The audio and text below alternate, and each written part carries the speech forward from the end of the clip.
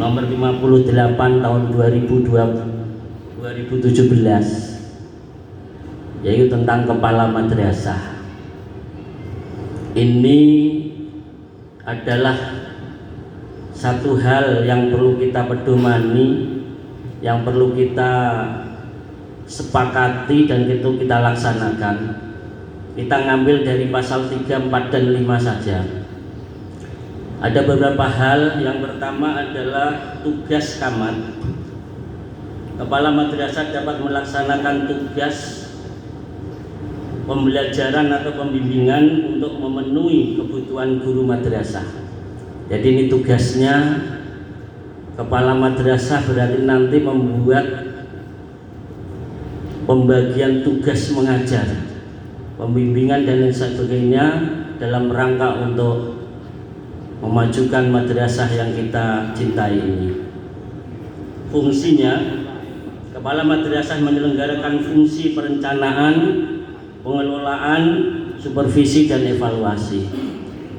Segala hal yang kita rencanakan nanti di akhir tahun, baik itu merupakan KTSP, program jangka menengah 4 tahun, kita evaluasi. Kita evaluasi bersama tim penjamin mutunya dalam rangka untuk menumbuh kembangkan madrasah kita bersama ini. Kemudian tanggung jawab kepala madrasah, yang pertama menyusun rencana kerja jangka menengah untuk masa 4 tahun. Jadi Pak Nur Hamid, kalau memang nanti RKJM-nya yang kemarin disusun oleh Pak Sunari almarhum masih, ya kita lanjutkan, tapi di akhir tahun perlu juga direvisi, dievaluasi. Tapi kalau memang sudah masa habisnya 4 tahun, ya kita membuat yang baru. Kemudian menyusun rencana kerja tahunan. Yang ketiga, mengembangkan kurikulum. Jadi kurikulum yang ada sekarang kita berpedoman kepada PMA 183 184 tahun 2019. Ini ada perubahan, jangan sampai nanti pembagian tugas tidak sesuai dengan struktur kurikulum itu, tapi masih pakai struktur kurikulum yang lama, yaitu PMA 265 ya, yang tahun 2014. Ini kemarin saya meneliti masih ada, tapi Khairatul Ulum belum mengajukan untuk pembagian tugas semester 2 ini. Yang keempat, menetapkan pembagian tugas dan pendayagunaan guru dan tenaga kependidikan. Jadi kepala madrasah harus pandai-pandai untuk menempatkan gurunya sesuai dengan kependidikannya, sesuai dengan sertifikasinya. Bapak Ibu tadi disampaikan oleh Ketua Yayasan, kalau memang aturan itu akan diberlakukan, lambat laun juga akan diberlakukan bagi guru yang sertifikasi muridnya tidak ada 15, kalau diberlakukan itu juga tidak akan bisa cair sertifikasinya.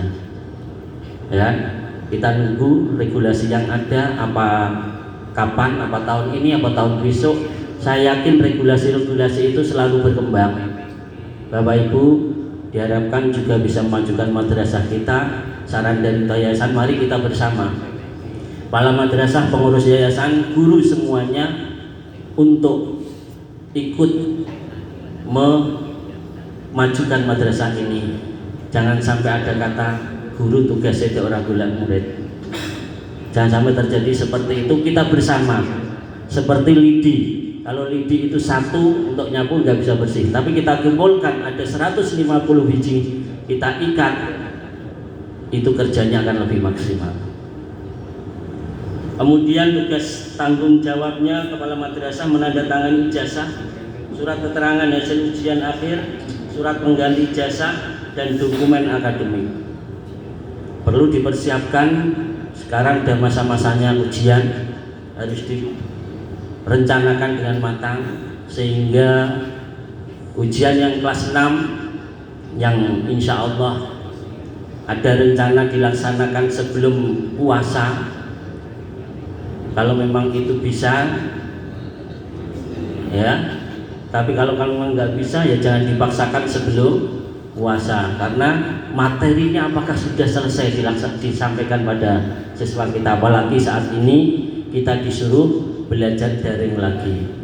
Ya kita doakan semoga Corona Omikron ini cepatnya diangkat oleh Allah Subhanahu wa taala, kita bisa belajar dengan nyaman. Yang keenam, mengembangkan nilai kewirausahaan. Nah, jiwa kewirausahaan ini nanti kepala madrasah harus bisa membuat inovasi-inovasi baru dalam rangka memajukan madrasah, dan jiwa kewirausahaannya dalam mengelola produksi atau jasa yang ada di MI, kemudian bisa mengembangkan peserta didik kita. Yang ketujuh, melakukan penilaian kinerja guru dan tenaga kependidikan. Bapak Ibu yang saya hormati, PKG ini sangat penting, terutama bagi guru-guru yang sertifikasi. Tapi PKG harus semua dilakukan. Apabila kemarin masih ada yang tercecer ketika almarhum belum melaksanakan PKG, tolong ini disikapi. Karena kalau kita melihat juknis pencairan TPG, termasuk syarat wajibnya punya penilaian kinerja guru, dan lembaganya punya penilaian kinerja kepala madrasah. Bapak Ibu yang saya hormati, kita melihat Permendiknas Republik Indonesia nomor 13 tahun 2007 ini tentang standar kepala madrasah, bahwa kompetensi kepala madrasah itu ada 5. Yang pertama adalah kompetensi kepribadian, manajerial, supervisi, kewirausahaan, dan sosial. Bapak Ibu, saya tidak akan menyampaikan 5-5-nya.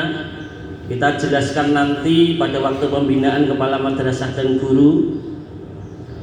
Kita akan fokus kepada supervisi.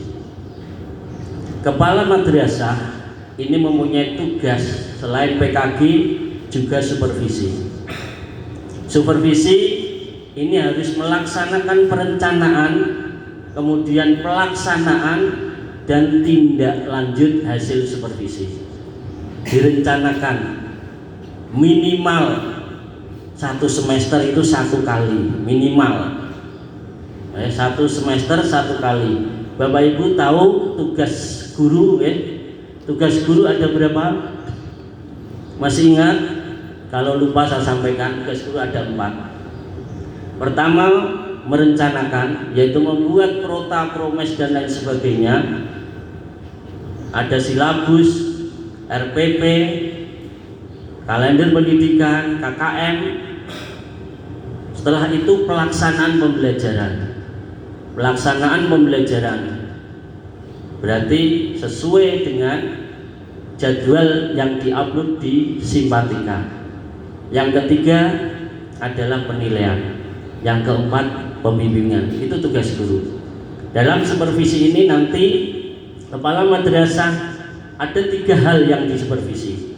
Yang pertama adalah perencanaan pembelajaran, yang kedua adalah pelaksanaan pembelajaran, dan yang ketiga adalah penilaian. Hal ini apabila kita sengkuyung, ini akan bisa menjadikan sinergi yang luar biasa.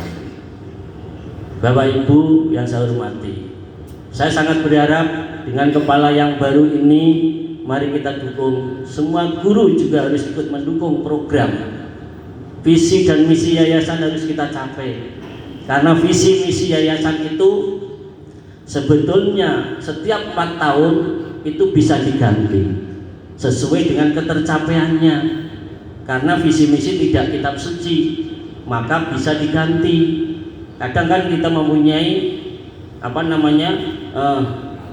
keyakinan visi misi itu dibuat dulu puasa, terus kemudian sholat istikharah dan lain sebagainya, maka sakral banget kalau diganti kualat.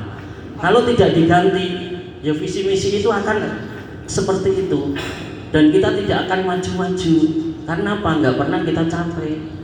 Selama hidup ya seperti itu, nggak ada kan perkembangan. Maka dari itu pengurus yayasan, dewan guru, dan kepala madrasah ini harus bersama-sama mengevaluasi tentang visi misi itu sudah tercapai atau belum. Kalau belum, mana yang belum? Kalau sudah, kita rubah, ditingkatkan lebih tinggi sesuai dengan visi misi Kementerian Agama Republik Indonesia, yaitu menjadikan madrasah berkarakter mandiri, berprestasi, berkelas dunia.